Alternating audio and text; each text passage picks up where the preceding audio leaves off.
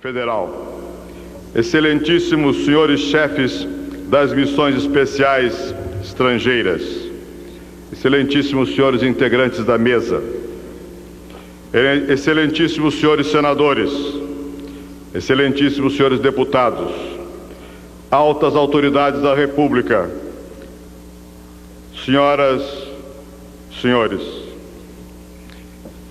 venho somar minha esperança à esperança de todos neste dia de congraçamento. Permitam que antes do presidente fale aqui o cidadão que fez da esperança uma obsessão, como tantos brasileiros.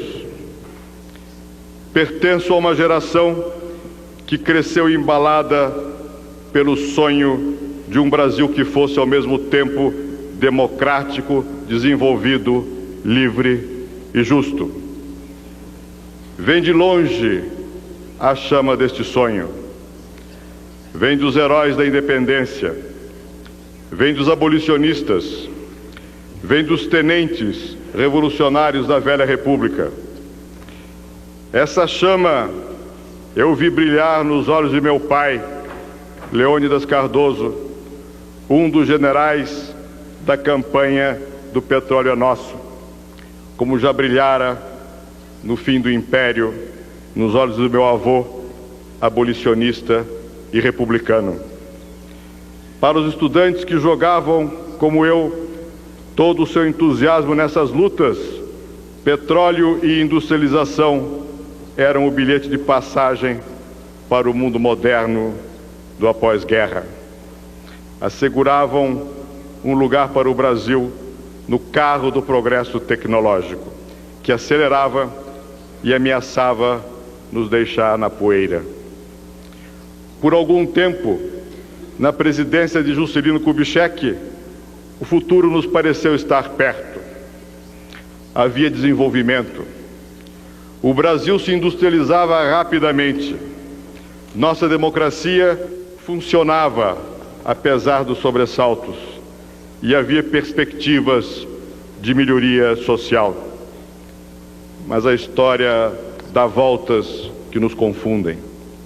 Os anos dourados de JK terminaram com inflação e tensões políticas em alta. Vieram então anos sombrios, que primeiro trouxeram a volta do crescimento, mas sacrificaram a liberdade.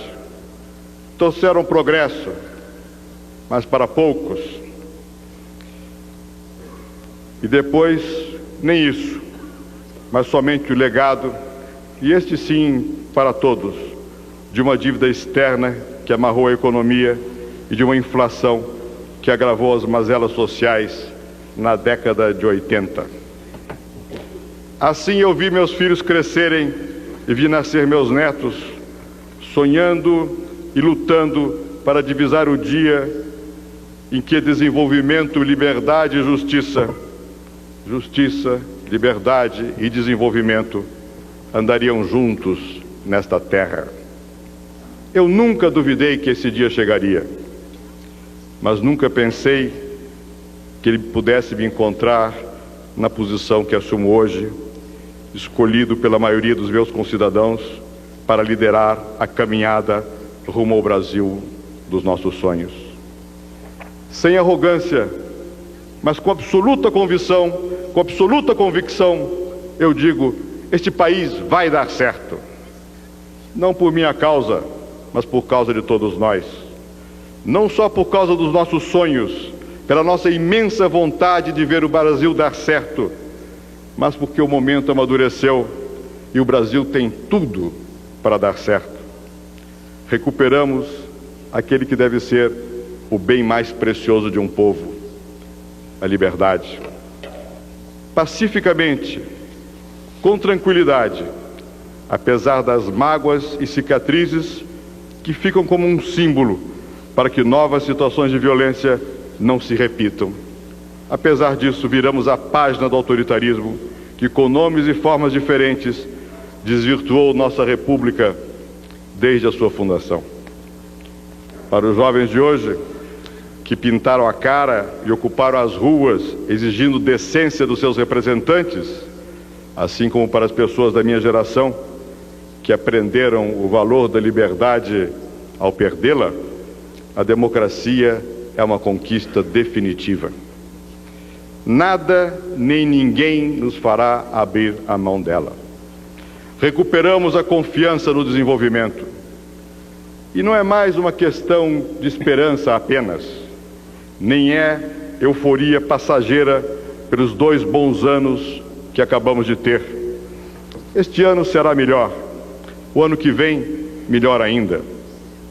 Hoje, não há especialista sério que preveja para o Brasil outra coisa que um longo período de crescimento. As condições internacionais são favoráveis. O peso da dívida externa já não nos sufoca. Aqui dentro, nossa economia é como uma planta sadia depois de longa estiagem. As raízes, as pessoas e empresas que produzem riqueza resistiram aos rigores da estagnação e da inflação. Sobreviveram, saíram mais fortes da provação. Nossos empresários souberam inovar, souberam refazer suas fábricas e escritórios, souberam vencer as dificuldades. Os trabalhadores brasileiros souberam enfrentar as agrúrias do arbítrio e da recessão e os desafios das novas tecnologias. Reorganizaram seus sindicatos para serem capazes, como hoje são, de reivindicar seus direitos e sua parte no bolo do crescimento econômico. Chegou o tempo de crescer e florescer. Mais importante, hoje nós sabemos o que o governo tem que fazer para sustentar o crescimento da economia. E vamos fazer. Aliás, já estamos fazendo.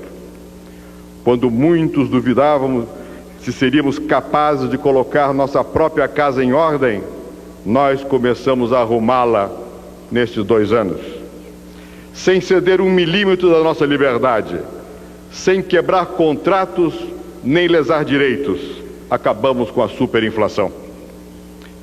Devemos isso não só aos que refizeram os rumos da economia, mas também ao presidente Itamar Franco, que granjou o respeito dos brasileiros por sua simplicidade e honestidade.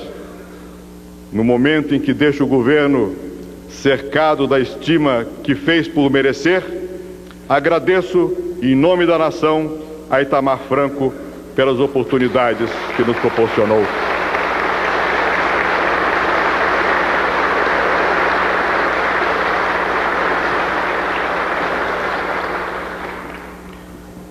Ao escolher a mim para sucedê-lo, a maioria absoluta dos brasileiros fez uma opção clara pela continuidade do Plano Real e pelas reformas estruturais necessárias para afastar, de uma vez por todas, o fantasma da inflação. A isso eu me dedicarei com toda a energia, como presidente, contando com o apoio do Congresso, dos Estados e de todas as forças vivas da nação. Temos de volta a liberdade, portanto, e teremos desenvolvimento. Falta a justiça social. É este o grande desafio do Brasil neste final de século. Será este o objetivo número 1 do meu governo. Joaquim Nabuco, o grande propagandista do abolicionismo, pensava em si mesmo e em seus companheiros como titulares de um mandato da raça negra. Mandato que não era dado pelos escravos, pois eles não teriam meios de reclamar seus direitos, mas que os abolicionistas assumiam mesmo assim, por sentir no coração o horror da escravidão e por entender que os grilhões dela mantinham o país inteiro preso ao atraso econômico, social e político. Também nós nos horrorizamos vendo compatriotas nossos, e ainda que não fossem brasileiros, vendo os seres humanos ao nosso lado, subjugados pela fome, pela doença, pela ignorância e pela violência. E isso não pode continuar. Tal como o abolicionismo, o movimento por reformas que eu represento não é contra ninguém. Não quer dividir a nação. Quer uni-la em torno da perspectiva de um amanhã melhor para todos. Mas, ao contrário de Nabuco, eu tenho bem presente que o meu mandato veio do voto livre dos meus concidadãos, da maioria deles, independentemente da sua condição social.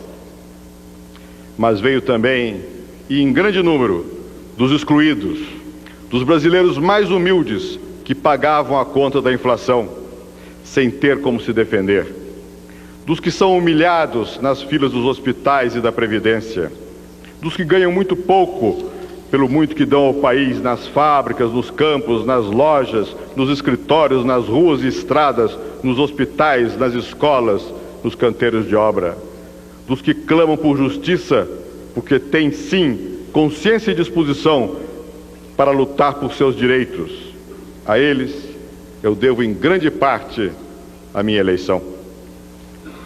Vou governar para todos, mas se for preciso acabar com o privilégio de poucos para fazer justiça à imensa maioria dos brasileiros, que ninguém duvide, eu estarei do lado desta maioria.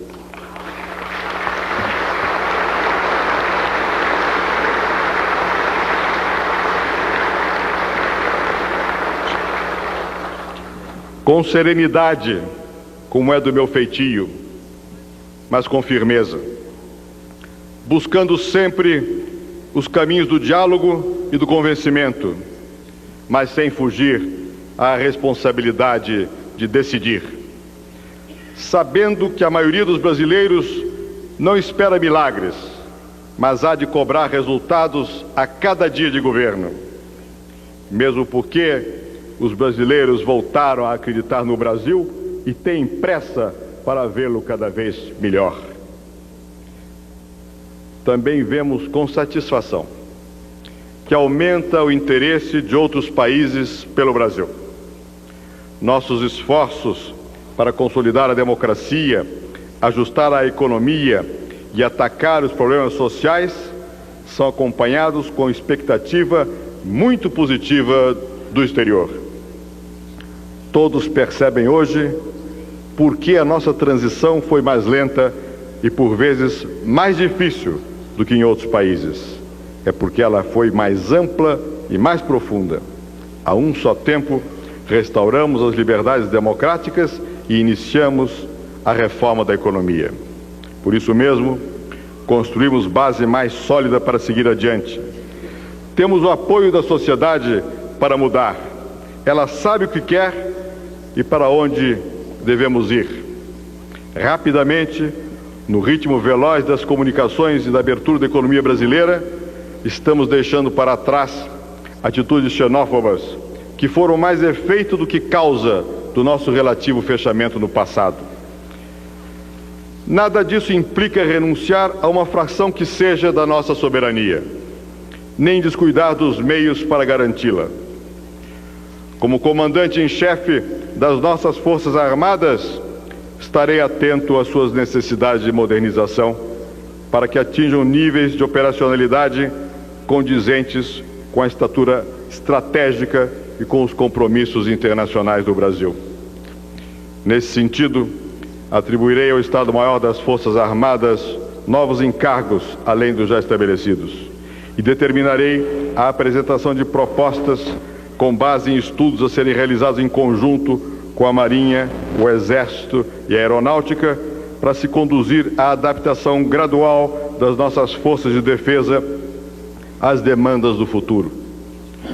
No mundo pós-Guerra Fria, a importância de países como o Brasil não depende somente de fatores militares e estratégicos, mas, sobretudo, da estabilidade política interna, do nível geral de bem-estar, dos sinais vitais da economia, a capacidade de crescer e gerar empregos, a base tecnológica, a participação no comércio internacional e também de propostas diplomáticas claras, objetivas e viáveis. Por isso mesmo, a realização de um projeto nacional consistente de desenvolvimento deve nos fortalecer crescentemente no cenário internacional.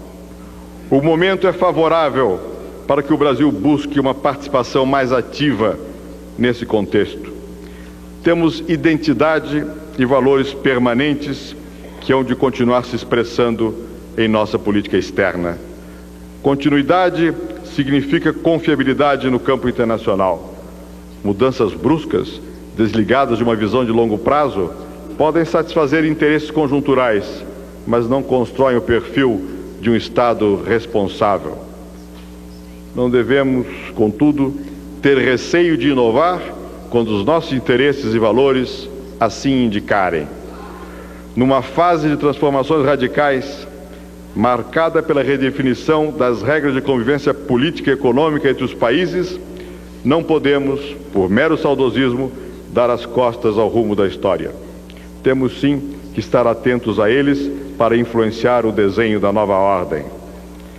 É tempo, portanto, de atualizar nosso discurso e nossa ação externa, levando em conta as mudanças no sistema internacional e o novo consenso interno em relação aos nossos objetivos.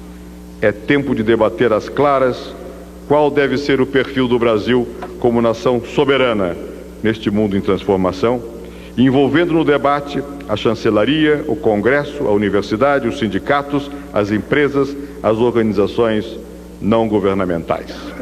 Vamos aposentar os velhos dilemas ideológicos e as velhas formas de confrontação e enfrentar temas que movem a cooperação e também o conflito entre os países nos dias de hoje. Direitos humanos e democracia, meio ambiente e desenvolvimento sustentável, as tarefas ampliadas do multilateralismo e os desafios da regionalização, a dinamização do comércio internacional e a superação das formas de protecionismo e unilateralismo.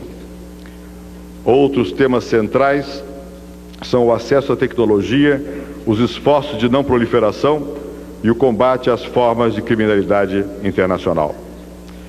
Vamos valorizar ao máximo a condição universal da nossa presença, tanto política como econômica, condição que tanto nos permite aprofundar nossa participação nos esquemas de integração regional partindo do Mercosul, como explorar o dinamismo da Europa unificada, do NAFTA, da Ásia do Pacífico, e ainda identificar áreas com potencial novo nas relações internacionais, como a África do Sul pós-apartheid, sem esquecer das nossas relações tradicionais com o continente africano e de países como a China, a Rússia e a Índia, que por sua dimensão continental enfrentam problemas semelhantes aos nossos no esforço pelo desenvolvimento econômico e social. Eu acredito que o Brasil tem um lugar reservado entre os países bem-sucedidos do planeta no próximo século. Eu estou convencido que os únicos obstáculos importantes que nós enfrentaremos para ocupar esse lugar vêm dos nossos desequilíbrios internos, das desigualdades extremas entre regiões e grupos sociais. Sabemos que o desenvolvimento de um país no mundo de hoje não se mede pela quantidade de coisas que produz. O verdadeiro grau de desenvolvimento se mede pela qualidade da atenção que um país dá à sua gente e à sua cultura. Num mundo em que a comunicação é global e instantânea e, ao mesmo tempo, os públicos se fragmentam e especializam-se, a identidade cultural torna-se o cimento das nações. Nós, brasileiros, somos um povo com grande homogeneidade cultural. Nossos regionalismos constituem variações da nossa cultura básica, nascida do encontro da tradição ocidental portuguesa com a africana e a indígena. Nossos intelectuais, nossos artistas e nossos produtores culturais são a expressão genuína do nosso povo. Quero prestigiá-los e dar-lhes condições para que sejam construtores da cidadania, pois a cidadania, além de ser um direito do indivíduo, é também o orgulho de fazer parte de um país que tem valores e estilo próprios. As prioridades que propus ao eleitor e que a maioria aprovou são aquelas que repercutem diretamente na qualidade da vida das pessoas. Emprego, saúde, segurança, educação, produção de alimentos. A geração de empregos virá com a retomada do crescimento, mas não automaticamente. O governo estará empenhado em programas e ações específicas nesse sentido. E se jogará por inteiro no grande desafio, que é do Brasil e não apenas desta ou daquela região, que é de todos e não apenas dos excluídos, de diminuir as desigualdades até acabar com elas. Acesso aos hospitais, respeito no atendimento, eliminação das esperas desnecessárias, combate ao desperdício e às fraudes são elementos tão indispensáveis à boa gestão da saúde quanto a existência de verbas adequadas. Mas a saúde tem que ser encarada, e assim vai ser no meu governo, principalmente como prevenção da doença, e não só a cura da doença.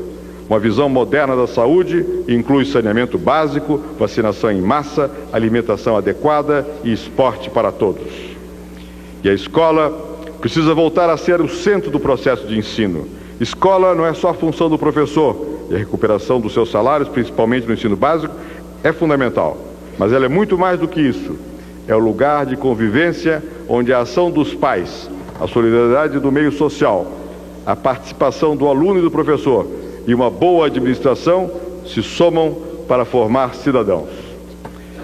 Para dar o salto que se impõe no limiar do novo milênio, não podemos mais conviver com o analfabetismo e o semi-analfabetismo em massa. É uma pobre ilusão achar que o mero consumo de quinquilharias vai nos fazer, aspas, modernos. Se nossas crianças continuarem passando pela escola sem absorver o mínimo indispensável de conhecimento para viver no ritmo da modernidade. Chega de construir escolas faraônicas e depois enchê-las de professores mal pagos e mal preparados, junto com estudantes desmotivados e sem condições materiais e psicológicas para terem um bom aproveitamento. Para exercermos na plenitude nosso mandato de acabar com a miséria, é preciso também acabar com a miséria espiritual. Que os meios modernos de comunicação nos ajudem nessa tarefa. Ao lado da informação e do divertimento, vamos engajar nossas TVs numa verdadeira cruzada nacional pelo resgate da cidadania através do ensino, começando por uma intensa ação de alfabetização e formação cultural. Minha missão, a partir de hoje, é fazer com que essas prioridades do povo sejam também as prioridades do governo. Isto vai demandar uma ampla reorganização da máquina do governo. A administração federal está muito deteriorada depois de anos seguidos de desmandos e arrojo financeiro.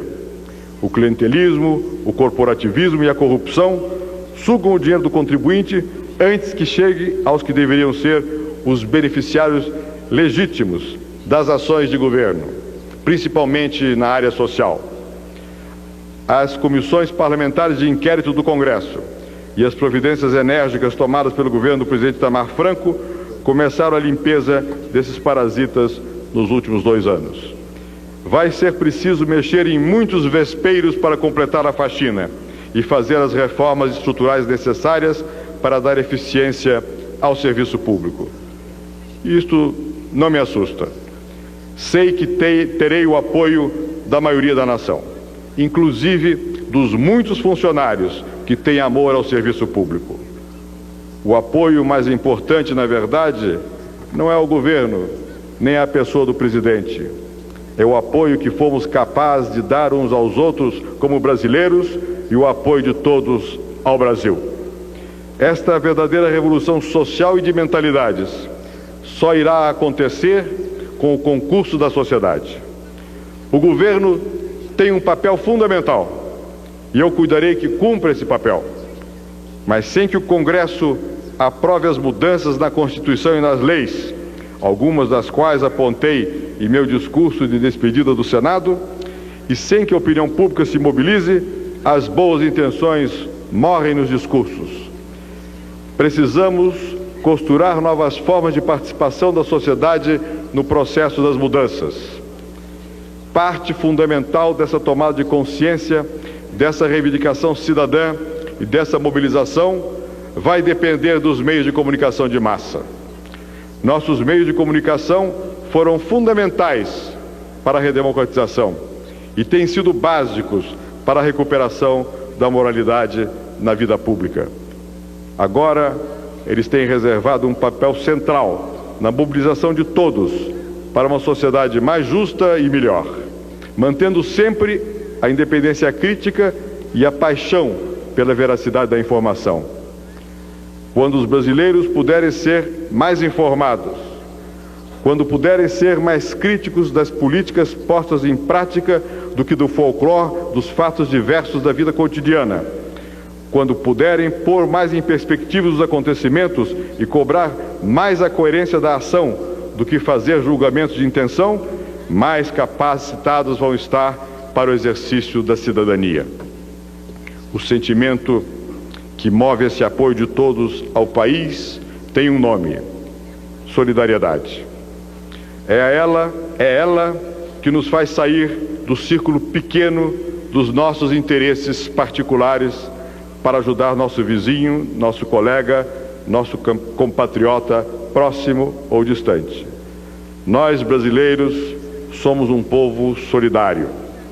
Vamos fazer desse sentimento a mola de um grande mutirão nacional, unindo o governo e a comunidade para varrer do mapa do Brasil a fome e a miséria.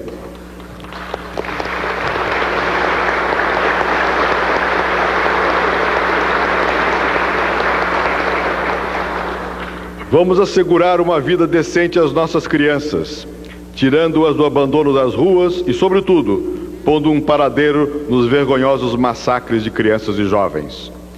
Vamos assegurar com energia direitos iguais aos iguais. As mulheres, que são a maioria do nosso povo e às quais o país deve respeito e oportunidades de educação e de trabalho.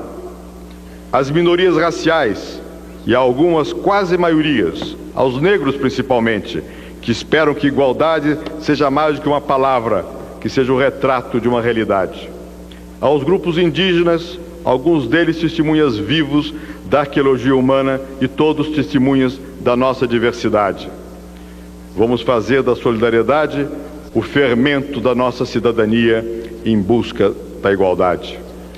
E a nossa esperança de ver um Brasil livre, próspero e justo há de pulsar cada vez mais forte no peito de cada brasileiro como uma grande certeza. Ao encerrar este discurso, eu quero deixar uma palavra de agradecimento ao povo do meu país, que generoso e determinado elegeu-me já no primeiro turno. Há tantos que me acompanham nas lutas políticas, muitos dos quais aqui presentes e que há tanto tempo nos batemos por ideais comuns. A minha família, que soube compreender os desafios da história. Ao Congresso, a que pertencia até hoje, e que nesta cerimônia, com a proclamação da Justiça Eleitoral, me impossa como Presidente da República. Aos chefes de Estado e às delegações estrangeiras de países amigos que vieram prestigiar este ato. Aos nossos convidados, a todos os cidadãos e cidadãs deste nosso Brasil, aos quais eu peço mais uma vez muita fé, muita esperança, muita confiança, muito amor, muito trabalho. Eu os convoco para mudar o Brasil. Muito obrigado.